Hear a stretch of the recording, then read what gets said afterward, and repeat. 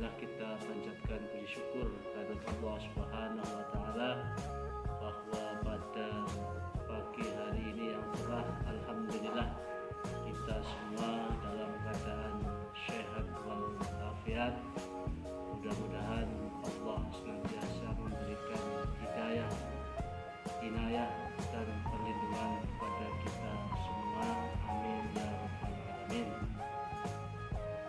Dalam rangka kegiatan guru penggerak SMK Muhammadiyah 1 Sirampok yang telah diikuti oleh Bapak Azizul Jelani Al-Fikriyanto SPD sebagai calon guru penggerak.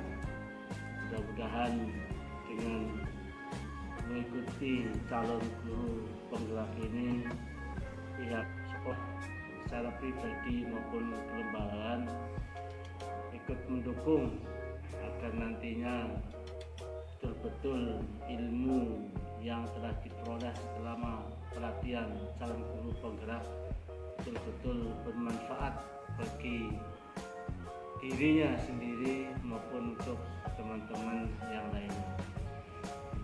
Yang kedua, harapannya ketika nanti lulus, mudah-mudahan Bapak Azizul Jelani Al-Fikriyanto SPD bisa mentransfer ilmunya kepada guru yang lain, kaitannya bagaimana guru yang baik dan profesional. Yang terakhir, semoga kegiatan calon guru penggerak memberikan manfaat bagi pribadi yang bersangkutan, bagi sekolah dan bagi teman-teman guru yang lainnya. Itu saja yang dapat saya sampaikan, kurang lebihnya mohon maaf. Mudah-mudahan sukses selalu. Selamat menjadi guru penggerak dari SMK Muhammadiyah 1 Sirampok. Bismillahirrahmanirrahim. Assalamualaikum warahmatullahi wabarakatuh. Waalaikumsalam warahmatullahi wabarakatuh. Di sini saya mau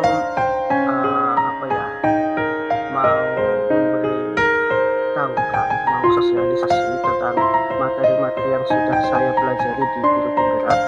Jadi saya sudah jelaskan bahwa sebetulnya ada 4 modul, hanya saja yang wajib diberikan, wajib diberitahukan kepada teman-teman itu hanya 3, yaitu modul filosofi pendidikan Ki Hajar Dewantara, kemudian modul nilai-nilai dan guru penggerak, dan terakhir modul budaya positif. Yang pertama, saya jelaskan sedikit.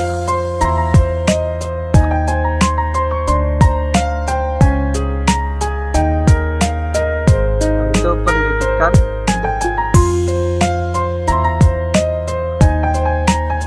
itu sejatinya, kalau kata Ki Hajar Dewantara, itu menuntun kodrat supaya mampu mencapai keselamatan dan kebahagiaan setinggi-tingginya.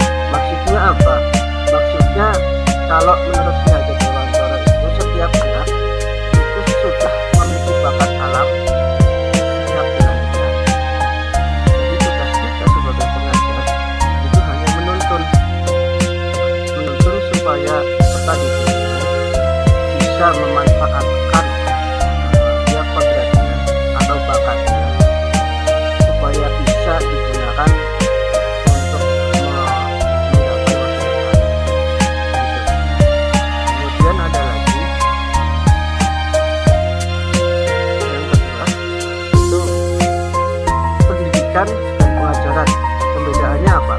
Pendidikan itu tadi sudah saya jelaskan bahwa pendidikan itu menuntun. Jadi tujuan kita, tugas kita sebagai guru menuntun siswa-siswi supaya bisa memanfaatkan bakatnya dan akhirnya bisa digunakan di kehidupan nyata untuk masa sekarang dan masa depan. Kemudian pengajaran adalah proses dari apa yang kita tuntun, dari apa yang kita kasih ke siswa-siswi. Itu pengajaran. Kemudian ini pendidikan itu adalah tempat berseminya benih-benih kebudayaan dalam masyarakat. Sudah saya jelaskan lagi tadi, pendidikan sejatinya menuntun anak-anak agar bisa memperbaiki perilakunya dalam hidup dan kehidupan. Kemudian ada lagi,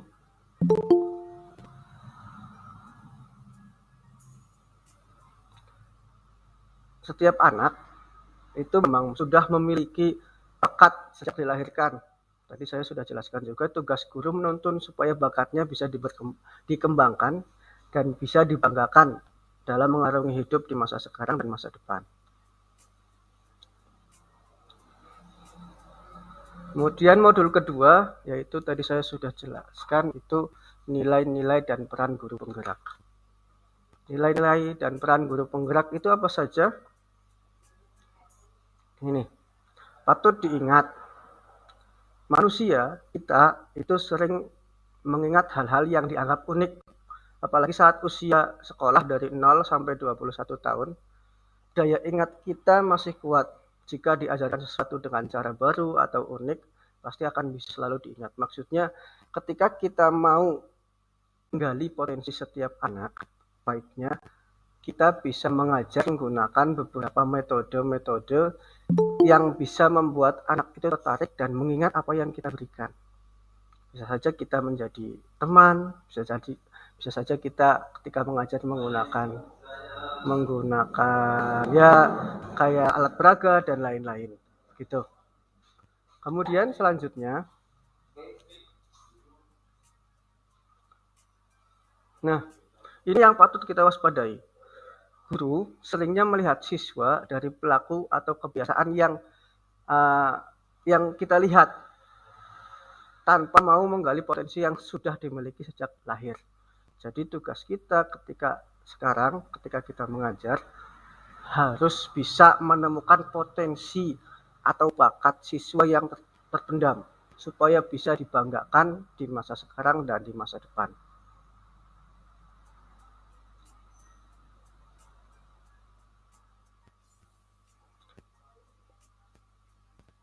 Oke, sejatinya kita di sini guru di guru penggerak itu tugas kita hanya menuntun supaya siswa-siswinya bisa memiliki profil pelajar Pancasila.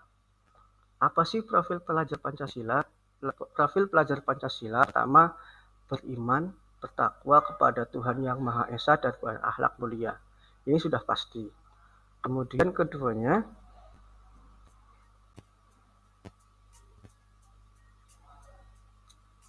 berkebinekaan global.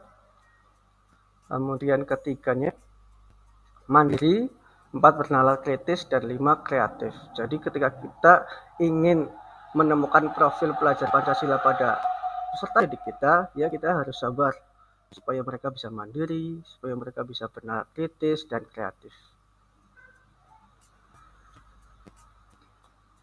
Kemudian yang terakhir itu tentang budaya positif. Budaya positif itu seringnya harusnya bisa digunakan oleh semua guru, tapi malah seringnya digunakan oleh guru BK ataupun kesiswaan. Budaya positif itu sangat penting dikembangkan di lingkungan sekolah dan bisa menuntun murid menjadi pribadi yang bertanggung jawab karena bisa memanfaatkan bakat yang sudah dimiliki sejak lahir.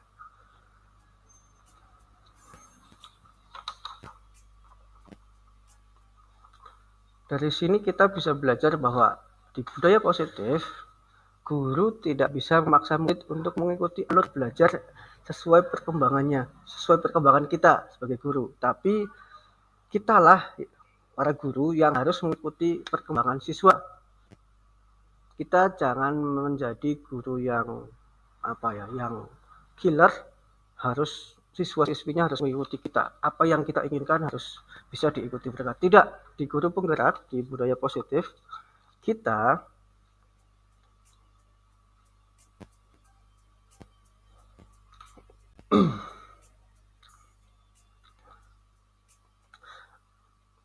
harus bisa menemukan motivasi belajar supaya mereka bisa menghindari hukuman atau mendapatkan imbalan, atau supaya bisa menjadi orang yang mereka impi-impikan dan menghargai diri sesuai nilai-nilai yang diyakini. Ketika kita sudah bisa memberikan motivasi belajar mereka supaya menghindari hukuman, supaya mendapatkan imbalan, supaya menjadi orang yang mereka impikan dan menghargai diri sesuai nilai-nilai yang diyakini, kita yakin mereka akan senang dalam belajar karena mereka sudah menemukan motivasi belajar mereka.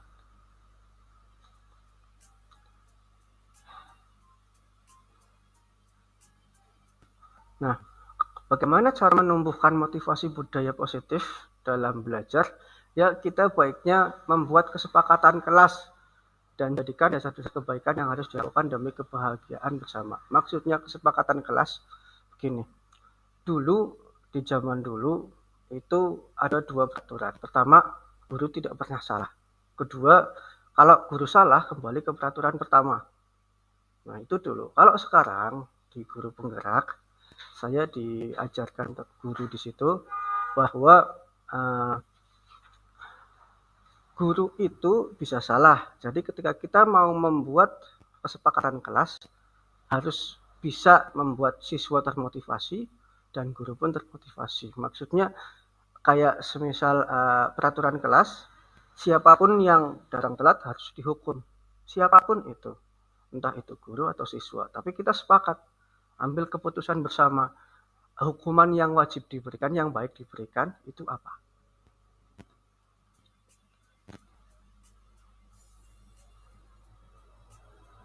Karena dalam membuat kesepakatan kelas harus sesuai dengan kebutuhan dasar manusia, yaitu 1. Kebutuhan untuk diterima.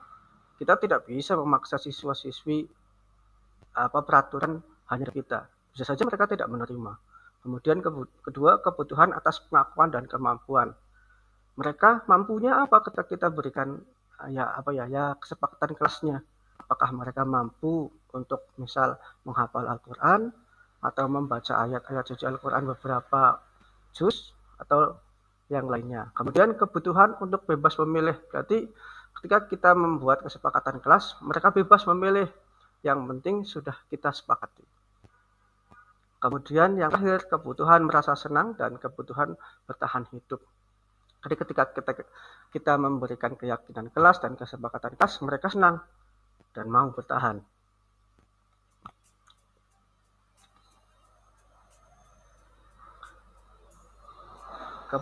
Kemudian ada 5 kebutuhan dasar manusia yang bisa diterapkan dalam membuat kesepakatan kelas. Asal kita sebagai guru bisa memiliki posisi kontrol supaya ketika menuntun siswa, kita bisa membuat mereka merasa selamat dan bahagia di masa sekarang dan masa depan.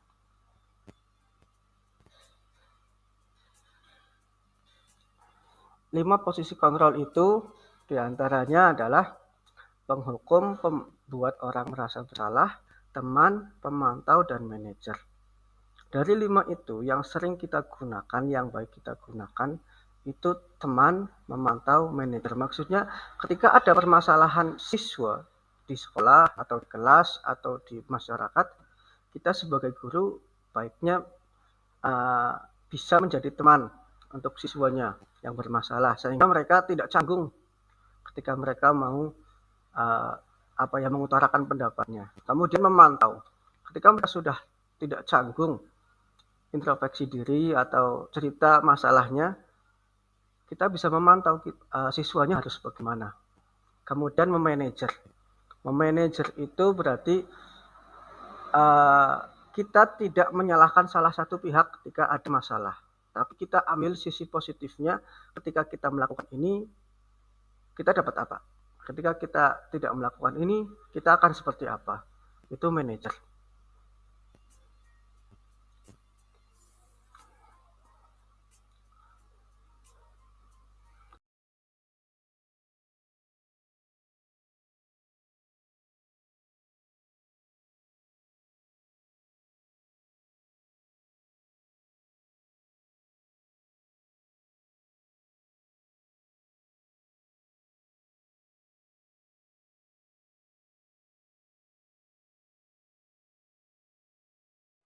Mempelajari filosofi pendidikan dari Ki Hajar Dewantoro yang menyatakan bahwa